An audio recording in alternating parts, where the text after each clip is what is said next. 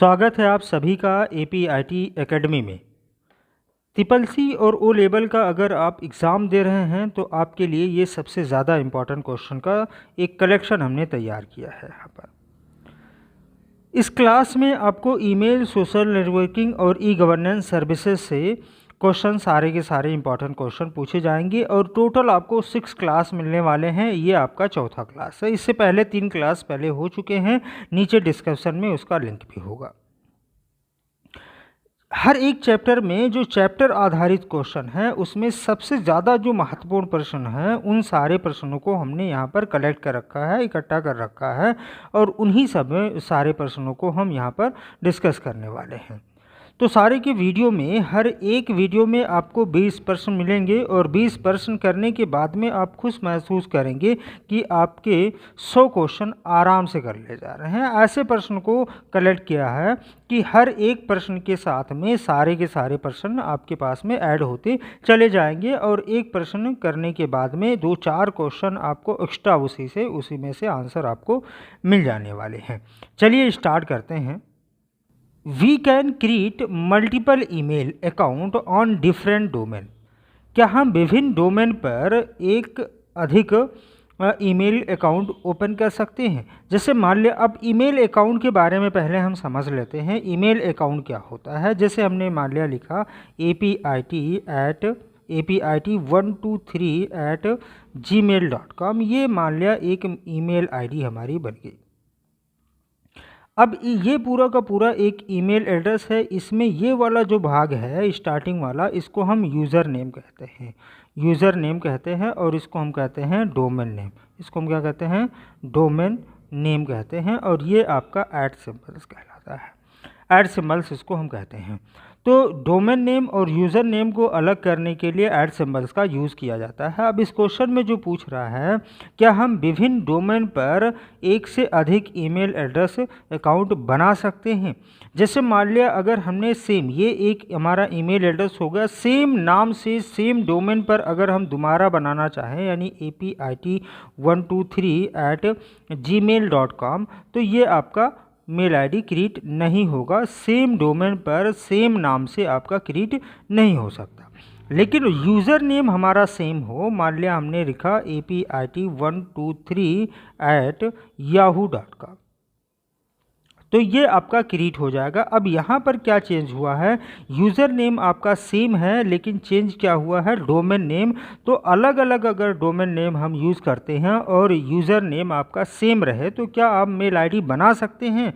तो हाँ, बिल्कुल आप बना सकते हैं। यही सवाल इसमें पूछा गया है, तो ये बिल्कुल आपका सही हो जाएगा। विभिन्न डोमेन पर आप अलग अलग डोमेन पर एक ही नाम के आप कई ईमेल आईडी बना सकते हैं। Can email send without subject? क्या ईमेल को हम बिना सब्जेक्ट के भेज सकते हैं? पहले तो आप ईमेल को समझ लेते हैं।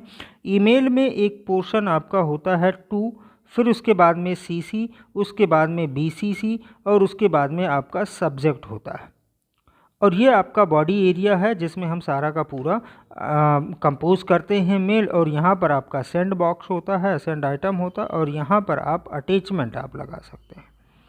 तो ये पूछ रहा है सब्जेक्ट, अगर हम सब्जेक्ट ना लिखें तो क्या मेल को हम सेंड कर सकते हैं? पहली चीज़ तो ये है, सब्जेक्ट में हम क्या क्या लिख सकते हैं। सब्जेक्ट में हम लिख सकते हैं टेक्स्ट या इमेज भी लगा सकते हैं सब्जेक्ट में। अगर इमेज और टेक्स्ट हम दोनों नहीं लिखते हैं, बिना टेक्स्ट और इमेज के हम मेल सेंड करना चाहते हैं, यानी सब्जेक्ट में हम कुछ नहीं लिखना चाहते, तो क्या सेंड कर सकते हैं? हाँ, बिल्कुल आप बिना सब्जेक्ट के भी आप मेल को सेंड कर सकते हैं। तो ये आपका सही हो जाएगा, करेक्ट हो जाएगा। One of the following that does not duplicate itself. निम्न में से कौन सा ऐसा है जो स्वयं कोई नकल नहीं करता? तो यहाँ पर दिया गया है ट्रोजन, वायरस और स्पाईवेयर और रैमसनवेयर।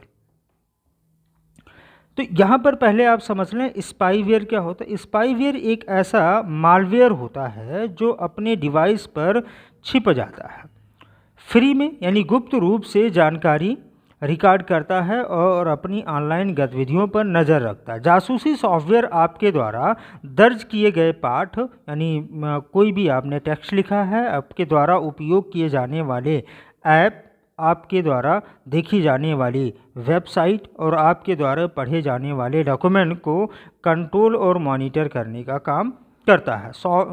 स्पाईवेयर के कुछ प्रकार आपको देखने और रिकॉर्ड करने के लिए आपके कैमरे और माइक तक भी पहुंच सकते हैं। यानी स्पाईवेयर जो होता है इसको हम क्या कहते हैं, स्पाईवेयर, ऑप्शन नंबर आपका सी यहाँ पर सही हो जाएगा। स्पाईवेयर जो होता है वो अपने आप का डुप्लीकेट नहीं बनाता। डुप्लीकेट का मतलब किसी भी फाइल का है उसका एक वायरस या एक कॉपी या डुप्लीकेट नहीं बना देता। ये क्या करता है, स्पाईवेयर क्या करता है, आप जो भी कंप्यूटर में या मोबाइल में काम करते हैं वो आपकी गतिविधियों को कंट्रोल और मॉनिटर करने का काम करता है। आप क्या क्या कर रहे हैं, कौन सा डॉक्यूमेंट ओपन कर रहे हैं, कौन सी वेबसाइट आप सर्च कर रहे हैं, वो सारा का सारा मॉनिटर करता है। यहाँ तक कि ये रिकॉर्ड करता है आपके माइक और कैमरे को भी रिकॉर्ड कर सकता है। स्पाईवेयर एक ऐसा वायरस होता है। तो ऑप्शन नंबर सी आपका यहाँ पर सही हो जाएगा। हॉटमेल रिलेटेड टू, हॉटमेल किससे संबंधित है? हॉटमेल जो संबंधित है वो माइक्रोसॉफ्ट से संबंधित है। माइक्रोसॉफ्ट के फाउंडर कौन है? Bill Gates.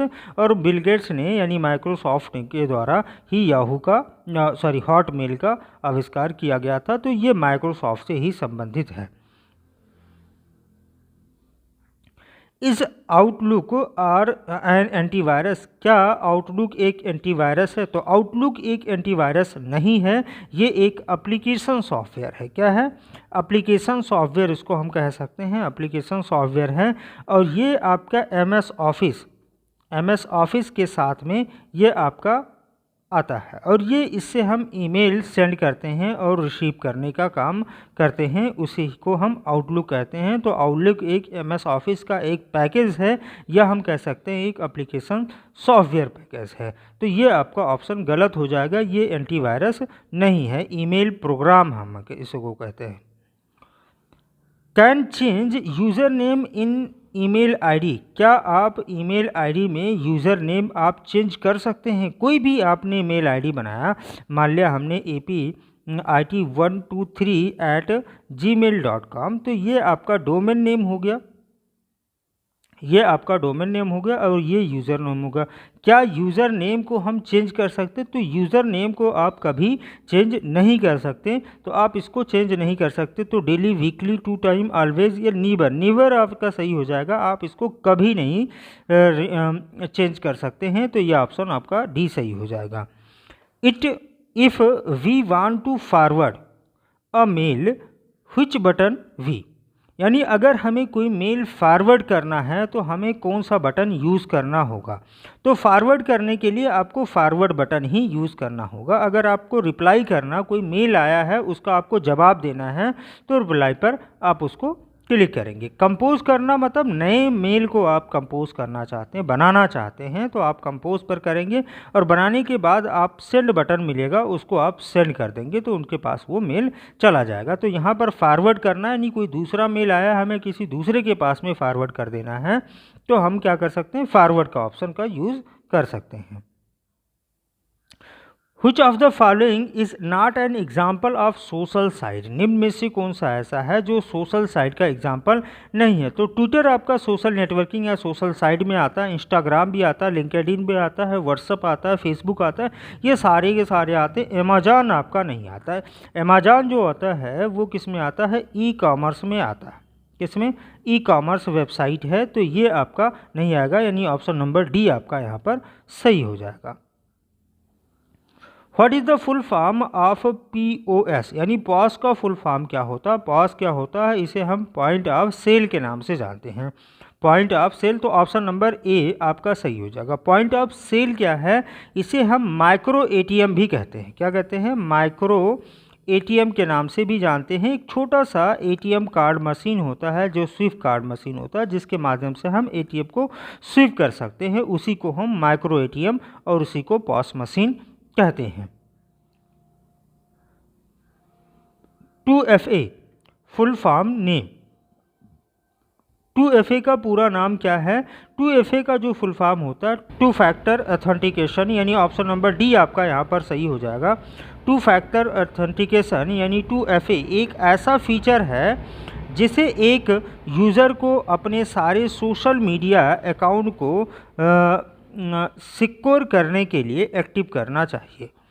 2FA एक्टिव हो जाने के बाद आपको पहले अपने पासवर्ड का इस्तेमाल करके लॉगिन करना होगा। यानी 2FA का जो यूज़ होता है अपने सोशल मीडिया हो या अकाउंट हो या आपके मोबाइल हो, उसको सिक्योर करने के लिए इसका यूज़ किया जाता है, जिसे हम कहते हैं 2 फैक्टर ऑथेंटिकेशन। तो ऑप्शन नंबर डी आपका यहाँ पर सही हो जाएगा। Which of the following is used to available the USSD service, यानी USSD सर्विस किस पर उपलब्ध होता है, इसका लाभ हम किस पर उठा सकते हैं या किस सर्विस के माध्यम से उठा सकते हैं। USSD का फुल फॉर्म होता है unstructured supplementary service data, unstructured supplementary service data, और ये मोबाइल पर काम करता है। मोबाइल पर हमने काम करने के लिए आपको क्या करना पड़ेगा, *99# का यूज़ करना पड़ेगा। ये कोड आपको याद रखना होगा। किसी भी GSM मोबाइल नंबर से आप इस नंबर का यूज़ कर सकते हैं और अपने मोबाइल से पैसे का लेन देन कर सकते हैं, बहुत सारी चीज़ें कर सकते हैं। बैलेंस इंक्वायरी, मिनी स्टेटमेंट, पैसे ट्रांसफ़र करना है या मोबाइल नंबर पर पैसे ट्रांसफ़र करना, वो सारी की सारी सर्विसेज आपको इसी पर मिल जाएंगी। और उसके लिए आपको यूज़ क्या करना होगा, *99# यूज़ करना होगा। दूसरी चीज़, ये बिना इंटरनेट के भी आपका काम करता है, इसके लिए आपको इंटरनेट की ज़रूरत नहीं होती है। और तीसरा चीज़ क्या है, इसके लिए आपको फीचर फ़ोन या स्मार्टफोन या कोई भी फ़ोन हो उस पर आप यूज़ कर सकते हैं। Alibaba belong to which country, Alibaba जो है वो किस कंट्री के द्वारा, किस कंट्री से संबंधित है। तो अलीबाबा जो ग्रुप है ये ई कामर्स के लिए यूज़ किया जाता है, ई कामर्स के लिए इसका यूज़ किया जाता है। इसका जो आविष्कार किया था वो जैक मा ने किया था, जैक मा ने किया था। 1999 में इसका फाउंड किया गया था। और ये चाइना का एक कंपनी है, चाइना की एक कंपनी है जो अब इंडिया में वैन है। तो ऑप्शन नंबर आपका सी सही हो जाएगा, ये चाइना से संबंधित है।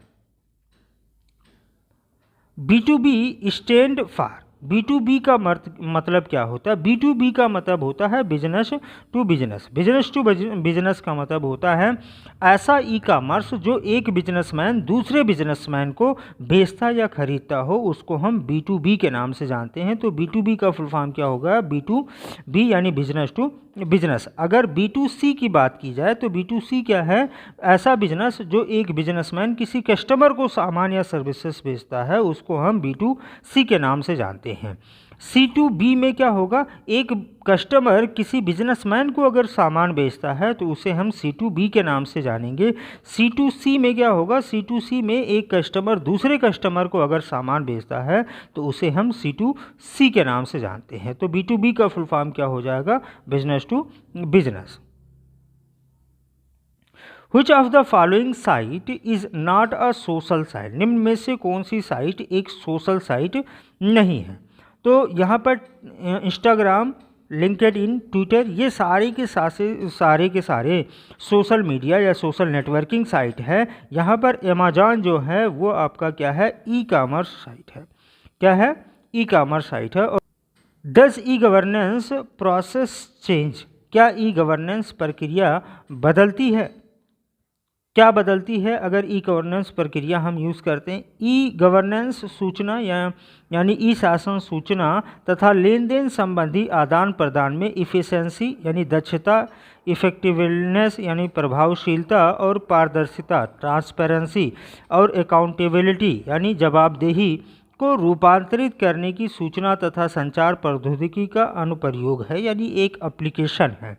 तो इसमें सारे के सारे अकाउंटेबिलिटी भी आएंगे, इफ़िशेंसी भी आएंगे, ट्रांसपेरेंसी भी आएंगे, यानी सारे आएंगे। ऑल ऑफ एबव इसमें सही हो जाएगा ऑप्शन नंबर डी, यानी ई कामर्स से सारी की सारी सुविधाएं हम कहाँ यूज़ कर सकते हैं। इफ़िशेंसी मतलब दक्षता, प्रभावशीलता और पारदर्शिता और जवाबदेही, ये सारी की सारी चीज़ें इसमें आ जाती हैं, शामिल होती हैं।